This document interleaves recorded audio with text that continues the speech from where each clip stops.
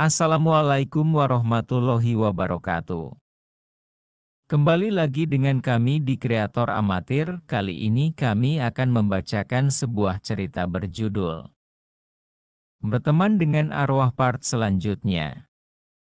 Sebelum ke ceritanya, kami mohon dukungannya kepada teman-teman semua untuk membantu mendukung channel ini dengan cara subscribe, like, komen, dan share ke media sosial teman-teman semua. Tidak berlama-lama lagi, langsung saja ke ceritanya. Minggu setelah keberhasilan mereka menutup gerbang arwah, Holil, Gita, Hasans, dan Ratna kembali ke kehidupan normal. Namun, mereka tahu bahwa tugas mereka belum benar-benar selesai. Suatu hari, saat mereka sedang berkumpul di sebuah warung kopi di Yogyakarta, seorang pria tua misterius datang menghampiri mereka. "Apakah kalian yang dikenal sebagai pemburu roh?" tanyanya dengan suara berat. Holil dan yang lain saling pandang. "Siapa yang menanyakan?" balas Holil hati-hati. Pria itu menghela napas. "Namaku Ki Surya. Aku seorang penjaga di kota tua Jakarta. Beberapa hari terakhir, ada sesuatu yang aneh terjadi di sana. Roh-roh mulai muncul di malam hari, menghantui bangunan-bangunan tua. Tapi yang lebih mengkhawatirkan, ada satu roh yang jauh lebih kuat dari yang lain." Gita mencondongkan tubuh. "Roh yang kuat?" Ki Surya mengangguk. "Dia disebut sebagai arwah Nyai Rengganis. Dahulu, dia adalah seorang perempuan yang dikhianati dan dibunuh secara tragis. Sekarang, dia kembali mencari sesuatu. Atau seseorang." Ratna merasakan hawa dingin merambat di tubuhnya. "Apa yang dia cari?" Ki Surya menatap Ratna dalam-dalam. "Itu yang harus kalian temukan." Sebelum dia menenggelamkan seluruh kota dalam kegelapan, Hasans menghela napas panjang. "Kenapa kita selalu dapat misi yang semakin menyeramkan?" Holil tersenyum tipis. "Karena ini sudah jadi takdir kita." Mereka semua berdiri. Mengambil barang-barang mereka, perjalanan baru telah dimulai, dan kali ini, mereka akan menghadapi roh paling berbahaya yang pernah mereka temui. Perjalanan menuju kota tua Jakarta terasa lebih berat dari yang mereka duga. Malam itu, hujan gerimis menyelimuti kota, menambah kesan suram pada bangunan-bangunan tua yang sudah berumur ratusan tahun. Ki Surya membawa mereka ke sebuah gedung tua yang dulunya adalah rumah seorang bangsawan kaya pada abad ke-18.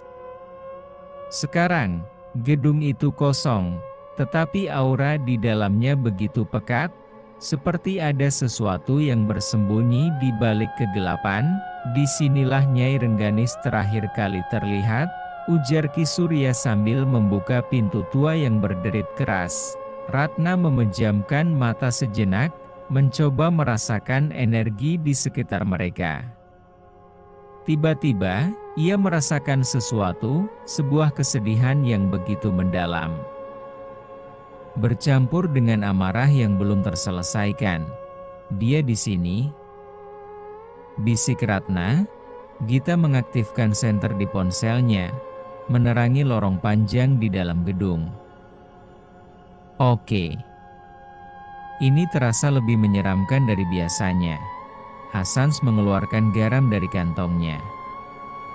"Aku sudah siap kalau ada yang tiba-tiba loncat ke arah kita." Mereka berjalan perlahan melewati ruangan-ruangan yang sudah dipenuhi debu dan sarang laba-laba. Namun, semakin dalam mereka masuk, semakin dingin udara di sekitarnya.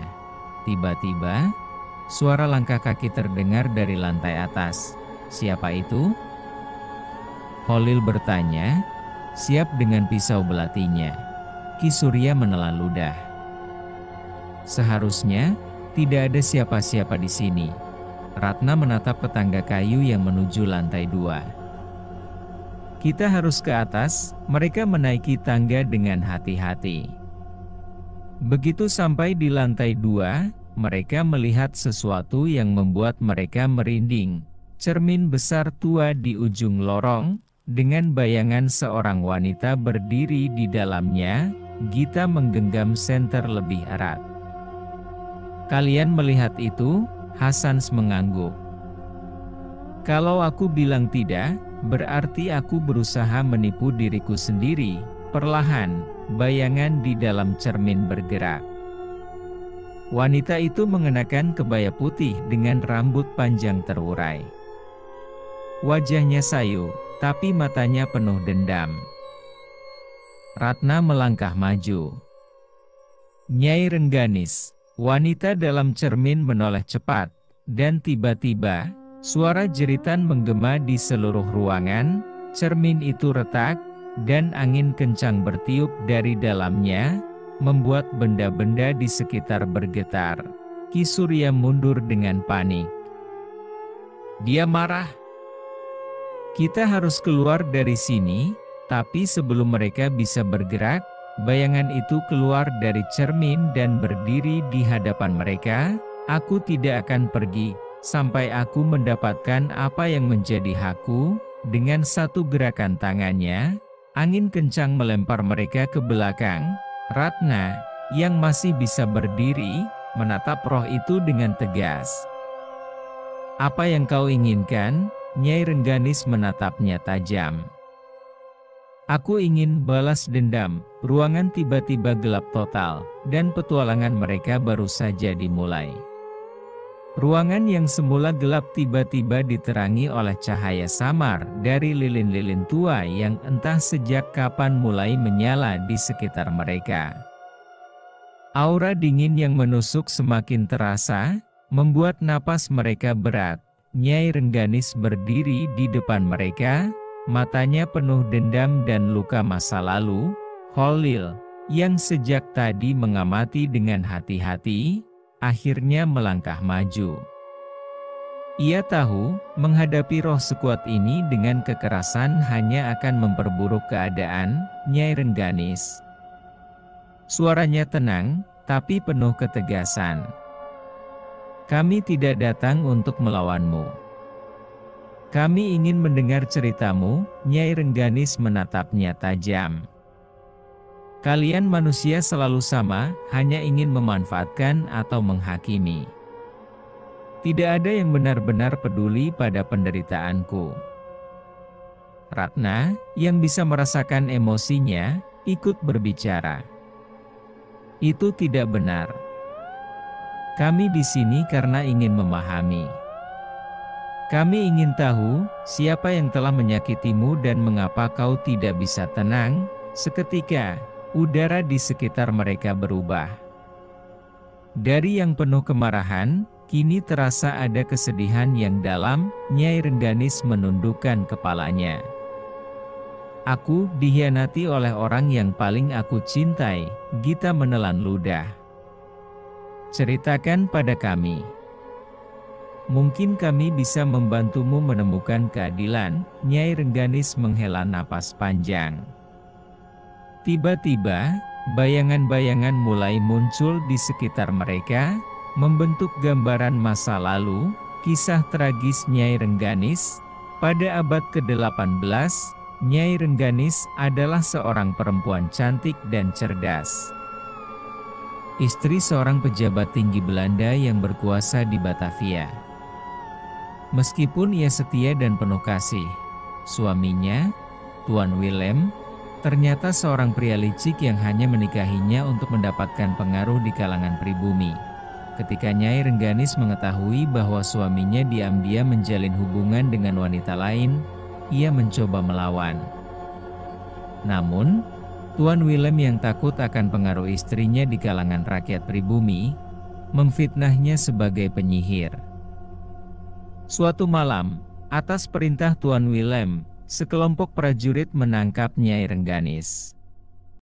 Ia diseret ke dalam gedung ini, rumah mereka sendiri, dan dikurung di dalam sebuah kamar selama berhari-hari tanpa makanan dan air.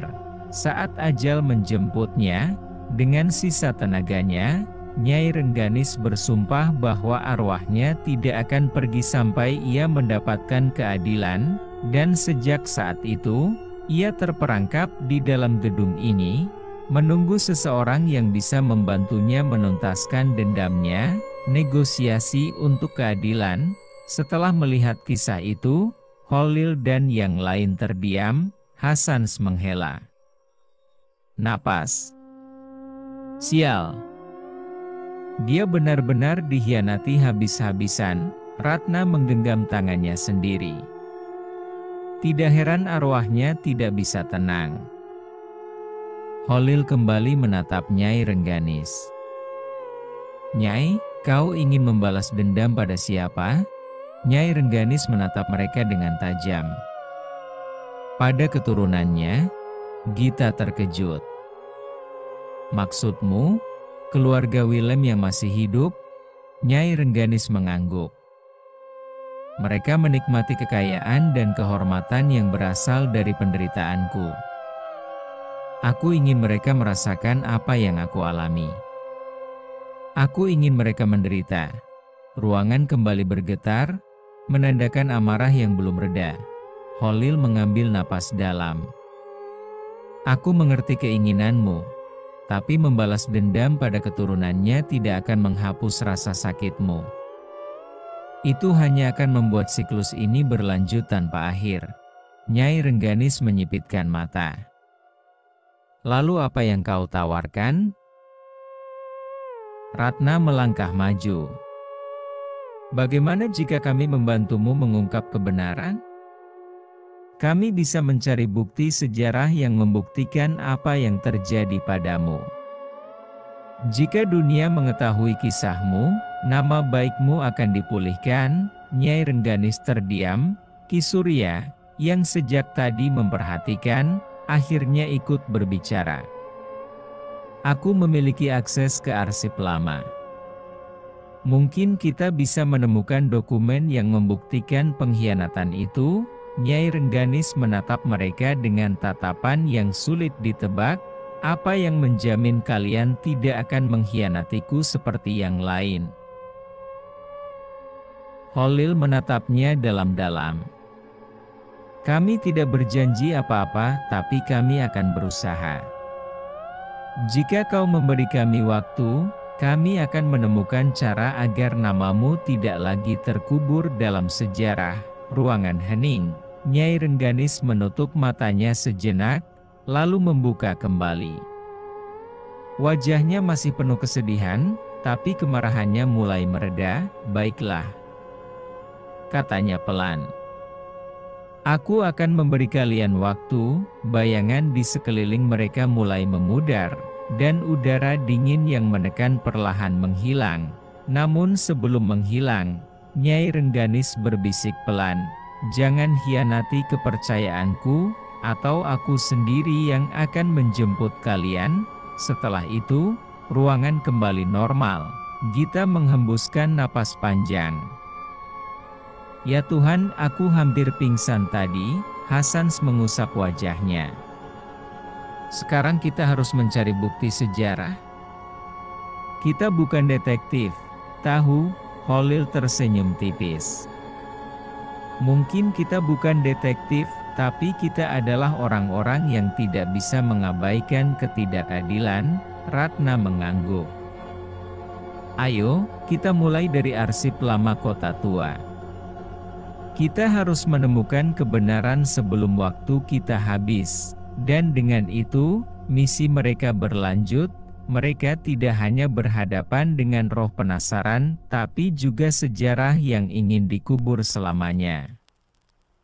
Menyingkap sejarah yang terkubur, setelah berhasil menenangkan Nyai Rengganis untuk sementara, Khalil dan tim segera bergerak menuju Arsip Nasional Kota Tua Jakarta.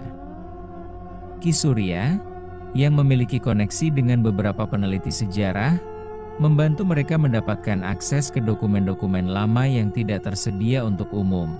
Ketika mereka tiba di gedung arsip yang megah namun suram, seorang wanita parubaya dengan kacamata tebal menyambut mereka.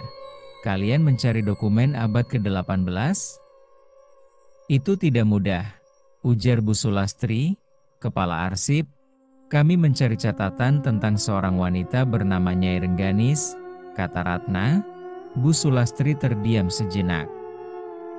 Nyai Rengganis, nama itu tidak asing. Ia menelusuri daftar arsip di komputernya.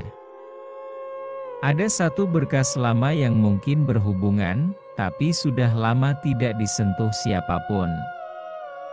Ikuti saya, mereka dibawa ke ruang bawah tanah yang penuh dengan rak-rak kayu tua berdebu. Bau kertas tua menyeruak di udara saat Bu Sulastri menarik sebuah kotak kayu kecil dari rak paling atas. Inilah catatan tentang keluarga Willem, katanya. Tapi hati-hati, beberapa bagian mungkin sudah rusak karena usia. Mereka membuka kotak itu dan mulai membaca lembar demi lembar. Hasans menyalakan lampu kecil di ponselnya. Coba lihat ini, ada dokumen yang mencatat pengadilan seorang wanita pribumi yang dituduh sebagai penyihir. Gita membaca dengan cermat. Namanya tidak disebutkan di sini. Tapi deskripsinya cocok dengan Nyai Rengganis. Holil mengambil dokumen lain. Dan ini, surat perintah penangkapan dari Tuan Willem sendiri. Dia menggunakan pengaruhnya untuk menyingkirkan istrinya. Ratna mengepalkan tangannya. Jadi benar, dia difitnah. Namun, sesuatu yang lebih mengejutkan muncul ketika mereka menemukan sebuah surat yang tidak pernah dikirimkan. Surat itu ditulis oleh seorang pembantu Nyai Rengganis, yang mengungkapkan bahwa Tuan Willem bukan hanya menuduh istrinya sebagai penyihir, tetapi juga mencuri harta miliknya dan menyembunyikannya di sebuah tempat rahasia sebelum melarikan diri ke Belanda. Jadi ini bukan cuma soal balas dendam, ini soal keadilan dan kehormatan yang dirampas, ujar Ki Surya. Ratna menatap surat itu dengan mata berkaca-kaca. Kalau kita bisa menemukan harta itu dan membuktikan bahwa Willem adalah pengkhianat, maka dunia akan tahu kebenarannya, Holil menyeringai. Sepertinya kita punya petunjuk baru, dan sepertinya kita akan berburu harta karun, bersambung. Terima kasih kepada teman-teman semua yang sudah menonton dan menyimak juga mendengarkan cerita ini. Wabillahi taufiq wal hidayah. Wassalamualaikum warahmatullahi wabarakatuh.